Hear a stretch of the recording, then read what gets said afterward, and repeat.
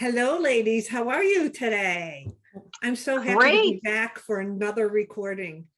And actually, I've had this really good week. And you want to know why? Why? Because I've actually been alone all week.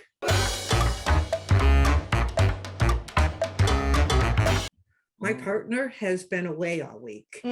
And I was thinking about this alone time and how different alone time is for me now than it was in my past. What about you guys? Do you guys like your alone time, or do Love you? it. Yeah, me too. Love it. Actually, my Why? husband is away golfing for the weekend, and I'm just like, yoo-hoo, woohoo. I don't know why. It's not like he drives me crazy or anything. It's more just, it's nice just to be, I don't know, it's just quiet. It's Quiet. That's it. yeah. Not quiet like noise, but just, I don't know. You don't have to respond to conversation. You get to think about what you want to think about. You get to do what you want to do. I don't know. I love my alone time. What about you, I do Tracy? too. Yeah, love it. Absolutely love it. I actually, my husband often says I could probably be a hermit, no problem. So yeah, I probably love my alone time a little bit too much. Well, no, I'm a little bit like that too. I always say it's because my introvert part of me that I really feel very, I love the feeling of cocoon, like safe in my home, quiet time, and that aspect of it. But I was thinking about this. If you gave me alone time, probably well, I know alone time when I was a young mother, I didn't know what to do with myself because my time was so taken up caring for children, even when I was a single mom, that I never put myself first. So I never knew what to do next because I didn't know what my role was. I wasn't comfortable with who I was. So I think the more I became comfortable with who I am, the more I embrace alone time.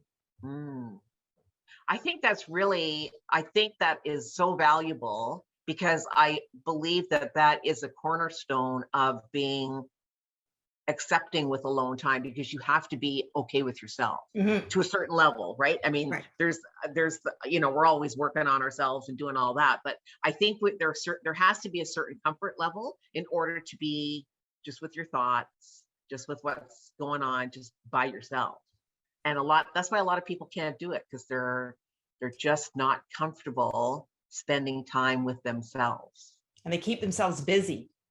So they don't have to actually just sit. And for me, it's more of a recharge. And it goes back to that introvert part that, okay, I've had enough of the world. I need to just sit down and recharge. But that is funny that if you're not comfortable with yourself, why would you want to spend time with yourself? Exactly. It's like, oh God, don't make me do that. Not that, Tracy. Yeah. Tracy Gurdon, get away from me. Well, I don't think I also think if you're under a lot of stress, or if you're under there's a lot going on in your life and you stop, all those feelings and thoughts come up and you might not be ready to deal with them. Yeah. Which is a very, it's an alarm that means you should be dealing with them. Yeah, for sure. For sure. It's interesting how when I know for myself, when I was younger, my time was like totally taken up between being a mom, trying to establish a career, having my own business, doing all of those things, looking after my mother-in-law, all of it, the house, just all the responsibilities that are on the table, that having alone time wasn't even a thought that I knew that I should have. Like, oh, wouldn't it be nice to have some alone time? Like, that was just not even a comprehension that would even happen. It was like, I just, it wasn't until actually I started having alone time and I was like, oh, this is kind of nice. This is really good. Wow, I've been missing this in my life. And I think it goes back to some past episodes we've had when we've always brought up different forms of self-care. Right. That it is I mean, my nails are off, my surgery's coming up. By the time this records, my surgery will be completed. But, people go to the nail salon or go for hair or go to do this and go to do that. When they get that alone time, they go do something. And sometimes the alone time is the internal sitting in silence, if you're able to do that, because it allows you to just, Tracy G, you were talking about before, it allows you to recharge. For myself, it allows me to just have a moment of silence. Like, it is okay to have silence. Like, in our normal routine in our home, I'm always the first one up. Then I take care of Miss Mona, the dog. And by the time he gets up, he has his routine, and there's always something going on in the background. There's always a noise in the background. There's always a radio on, or yes, he listens to the radio. He listens to sports radio a lot. There's something going on. This week I've been home alone, and I actually went downstairs for a moment, and I'm like, nothing has been on for 2.5 hours. Isn't this peaceful? Like, just peaceful. There's nothing on. There's no music. There was no TV. It was peaceful. And I end up being more productive. For me, the alone time, though, was when I didn't have it, was because of fear of missing out. I would thought that I better be doing something.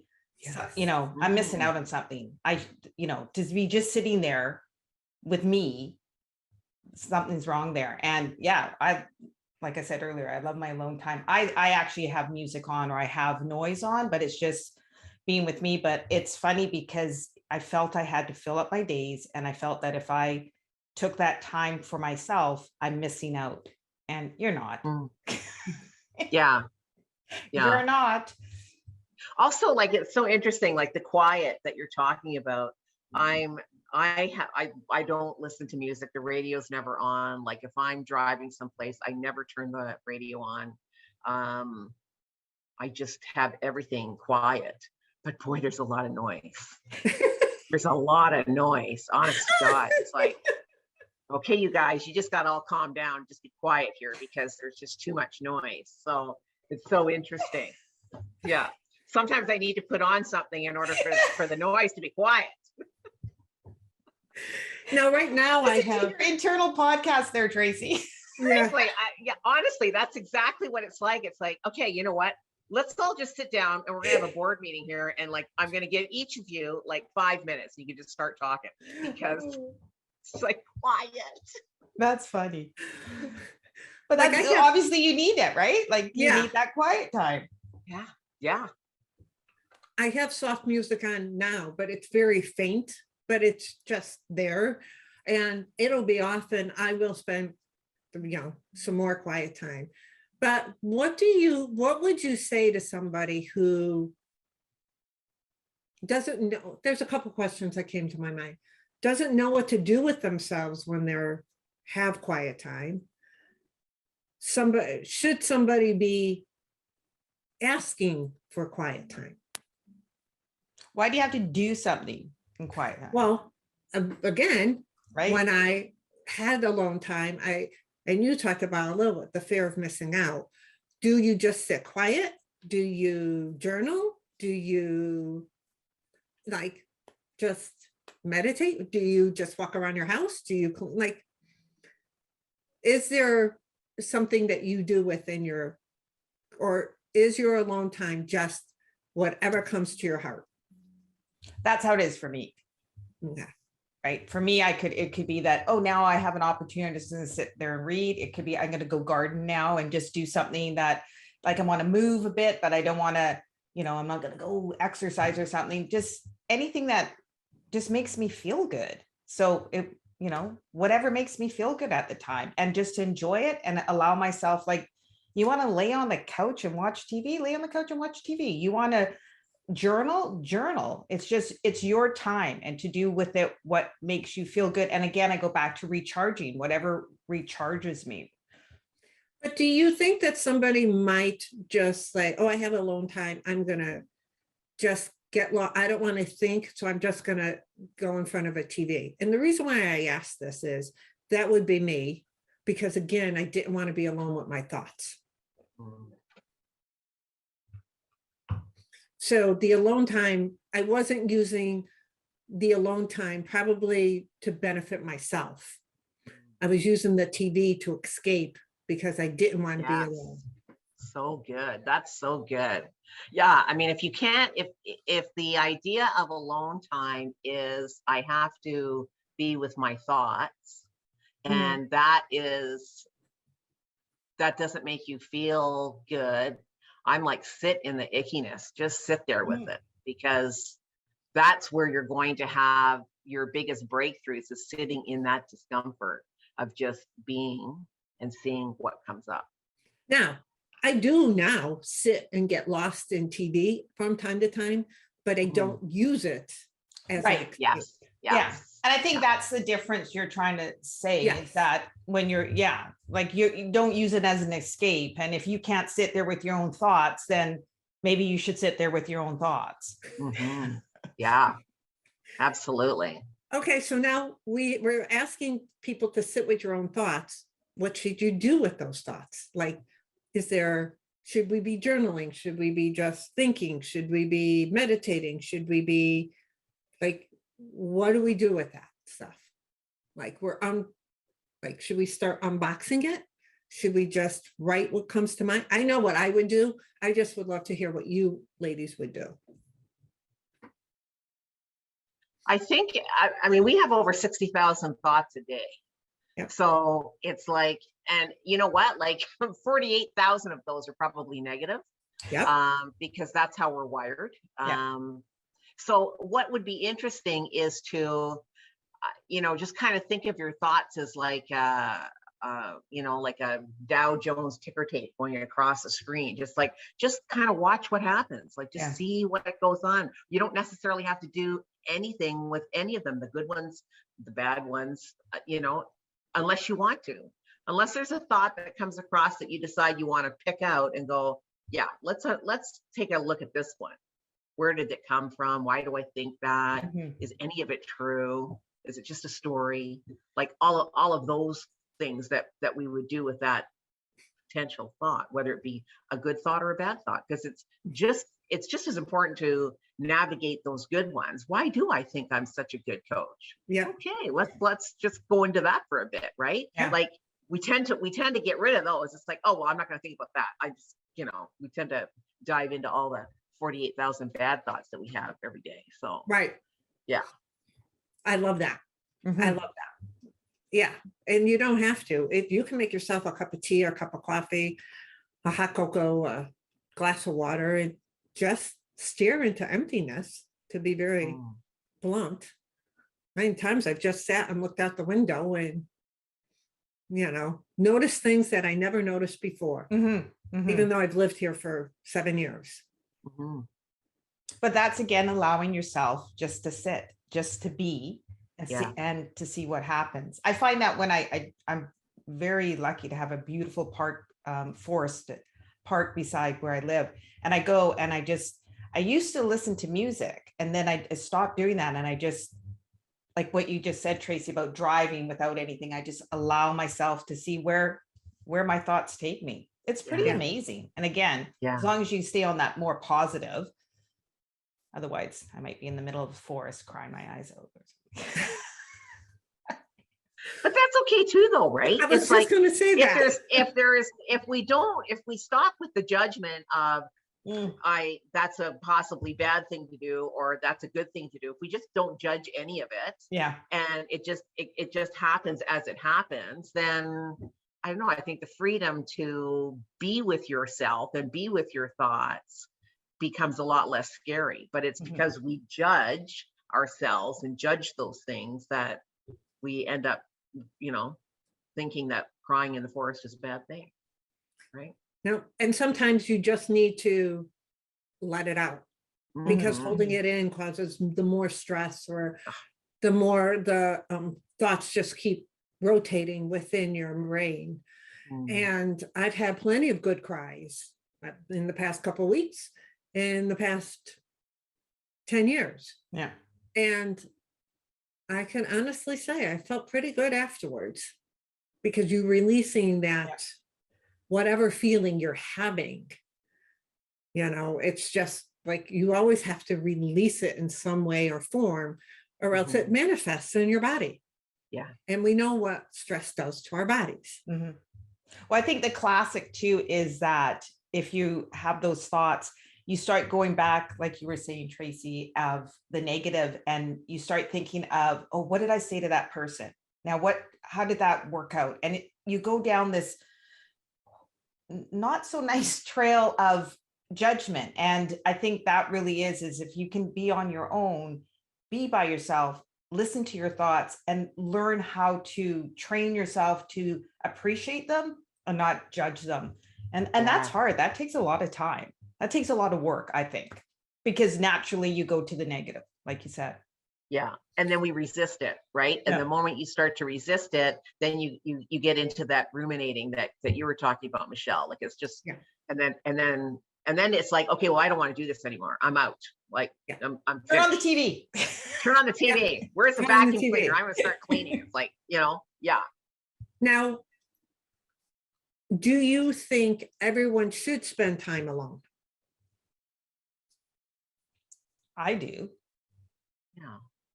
So I think one of the things that I would do over and throughout my years of growing is probably ask for time alone. Yeah. And I don't think we do that. I don't think young mothers, young couples, people growing up ask for time alone or know how to ask for time alone. I think one of the problems today is that we don't let our kids be alone. We don't teach them how to be alone. They are constantly doing something. They're gaming, they're watching TV, they're constantly being entertained, their phones, whatever. They literally do not know how to be alone, because that's a very important part about being alone is all the media is turned off. It's like, you can't be alone sitting there scrolling through social media. That's not alone time. No. No. And that's a good point, Tracy. What I agree with that. Alone time is just that, alone. I have no problem, Tracy G, like you said, with music on in the background, but alone time is there. My phone is in another room. I don't have my iPad. I'm not with my computer. I could be sitting quietly reading. I consider that alone time. I could be journaling. I am somebody who still writes a letter to people, and I send cards. So it's that type of alone time, or sometimes I go in and organize a room, but do it in silence. Like the TV's not on, and that's not like scrubbing clean. I'm just reorganizing, and I end up in my thoughts, just making things the way I feel comfortable or pretty, or do a drawer or something like that. And to me, it's still therapeutic. It's still alone time. I'm still like, gee, why are you holding on to this? What meaning does this have? It brings up memories or something like that. That's the same with if I garden. It's not like I have this amazing garden. It's just that it's not that you need to do something, but it just allows you to just, I'm going to prune this and start touching plants, and it just allows your brain to meander through and go wherever it wants to go. Yeah, it's meditative. Yeah. It's interesting that for me, anyways, meditation is not about having to silence the mind. It's just letting the mind do what it needs to do. It's like, if it wants to think, it can think. If it doesn't want to think, it doesn't have to. If it's a guided meditation, then you're focused on whatever somebody is saying, but it doesn't, for me, it doesn't mean remove all thought. No, that's just a form of meditation. There's many types of meditations. and you do what's, Gardening's one of them. yeah. Yeah. It We also is have a very hammock meditative. between these two trees, and we just, you just lay on it and look at the sky, and it's just like Yeah. rock back and forth. Yeah. Awesome. And it is okay to sit, even if you're not used to being alone with your thoughts, try it for 5 minutes. Put a timer on. Sit in a room quietly for 5 minutes. Look out a window, have a cup of tea or something. And just it's a practice and a habit that is no different than any other that takes time. And you learn. So if you're somebody who has never sat with your thoughts, or you are somebody who is afraid to sit with your thoughts, if you put on a timer for 3 minutes even, that's 3 minutes of silence that you're allowing your brain to just decompress. And you would be amazed of what you feel like. You don't, I've been alone for 7 days. Yes. I used to pack it with things to do, like you said, Tracy G, the fear of missing out. Oh, I have this alone time. Let me go out with this girlfriend. Let me go do this. Let me go see this movie. Let me go do this. I have been alone, and I'll be alone till tomorrow night. And I went out with 2 friends. That was it. The rest of the time, it's been me and Mona to the dog park. I've been working my business. I've been out for runs. I've been doing things in my home. And I have been so content. It's unbelievable. Well, I think also some people think alone and lonely, and they're That's totally excellent. different. And Yeah. I think So important. That's Yeah. a great distinction. Yeah. And the other part is, we always talk about really knowing yourself. And if you're younger and you start just really taking this time to be alone and really learn who you are, like what a gift to yourself to be young and really understand the good and bad of yourself and accepting of it. I Also love being that, alone Tracy time. G. On top, as a young person, really learning to understand who you are and what you want. I was talking to somebody this morning that I work with, and she's like, oh, the choices I made in life. She said, if I knew what I wanted back then. And I'm like, well, we went on this journey, and this is where you are, and we're not going to regret it. And I don't want ever regret anything I've been through, because it's made me the person I am. But if you're unsure, being able to learn who you are at an earlier age, or try to understand who you are, because we've all can attest to, we've changed in so many different ways, whether we knew who we are or who we didn't, because life is ever changing. But it's just so empowering. Yes. I think really what's really empowering, because we are going to change and shift as experiences take place in our life. But I think one constant that will always remain is our values. What are our values? Kindness, loving, those types of things are, and I think a lot of times we forget to connect with that at an early age. We don't really appreciate that's who it is that we are. It's like, I want to be, this is what I want to be, this is what I want to do. But that's not really the characteristics of who that person is, right? It's like they're a kind person, they're thoughtful, they're comforting, they're whatever. Those values, I think, are what is really important to learn at a young age, so that you can live by those values. Right. And I do think, I agree with you, Tracy, having those values, but I do think your values can be adjusted as you grow. So, because I think about, being driven, ambitious, and all of that. And I still have those words in my life, but they're not in my top part. But if you ask me in my 30s, they were like right up there. Yeah. But, I and they're think our still values there. shift. Yeah. Yes, that's it. Yeah. The shifting of it. Yes. Yeah. But again, to learn, I think if you were to sit down with some younger people and say, what are your values? They wouldn't be able to answer that that question. Yeah.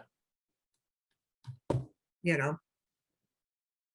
And I wonder if part of that is not having that alone time, to have those thoughts, to have that reflection of what's important to you and how things are affecting you, and just all the things we think of when we're alone. Yeah. Yes, absolutely. Or like right now, it's thundering, lightning, and raining outside. So I would be sitting here quietly listening to that. Although Miss Mona's a little nervous, but she's still sitting there.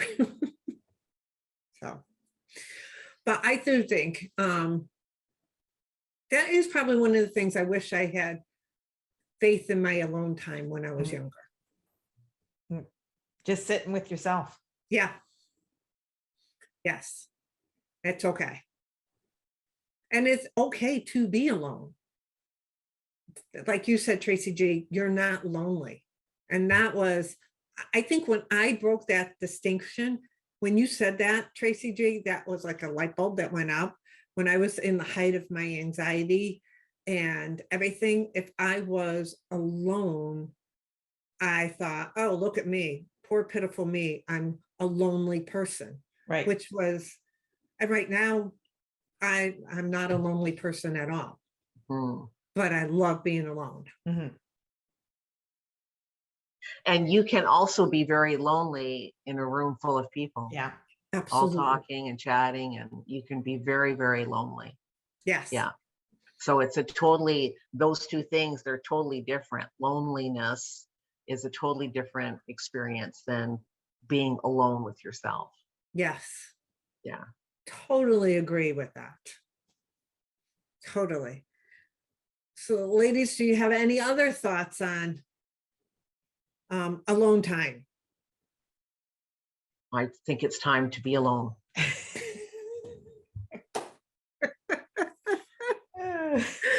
Okay, so I would love to hear, we would love to hear in the comments, what do you do on your alone time?